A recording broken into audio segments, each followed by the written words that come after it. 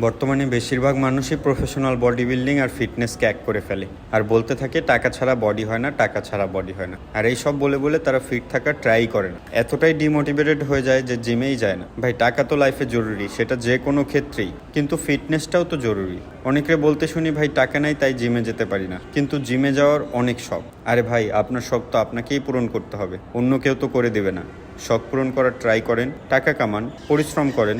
আর আপনি যদি বডি বিল্ডারদের মতো বডি দেখেন আর ভাবেন ওরকম বডি টাকা ছাড়া সম্ভব না, ব্যাপারটা আসলেই সত্যি। প্রফেশনাল বডি বিল্ডারদের মতো বডি বানাইতে অনেক টাকা লাগে, আর ওই বডি আপনার তখনই কাজে লাগবে যখন আপনি প্রফেশনাল হবেন। আর প্রফেশনাল হইলে সেখান থেকে তো আপনি আর্নও করবেন। সো আপনি ডিসাইড করেন আপনি কোন প্রফেশনে যাবেন, তারপর সেই প্রফেশন অনুযায়ী গোল সিলেক্ট করেন। আমি বলছি আপনি যদি শুধুমাত্র ফিট থাকতে চান, আপনার ফিটনেস সুন্দর করতে খুব বেশি টাকার প্রয়োজন নেই। আর তাই যদি হতো তাহলে কত পরিশ্রম করা কর্মজীবী যেমন কাঠমিস্ত্রি, তারপর যারা মাটি কাটে, তাদের ফিজিক কখনোই এত সুন্দর হতো না। তাই শুধুমাত্র বডি বিল্ডারদের দিকে তাকিয়ে তাদের মতো হতে চাইলে এটাকে প্রফেশনালি নেন, টাকা ইনভেস্ট করেন, নিজেকে গড়েন, টাকা কামান, প্যাশন পূরণ করেন। আর শুধুমাত্র ফিট থাকতে চাইলে বডি বিল্ডারদের মতো হওয়ার চিন্তা বাদ দিয়ে ফিট থাকার চিন্তা করেন। বাসার খাবারের সাথে নিজে আজেবাজে অভ্যাসের পেছনে টাকা খরচ কমিয়ে খাবারে একটু টাকার খরচ বাড়াতে পারেন, তাহলেই অনেক ভালো ফিটনেস অ্যাচিভ করা সম্ভব। শুধু যদি চিন্তা করেন হবে না, কারণ আপনার এইটা নাই ওইটা নাই, তাইলে কখনোই হবে না।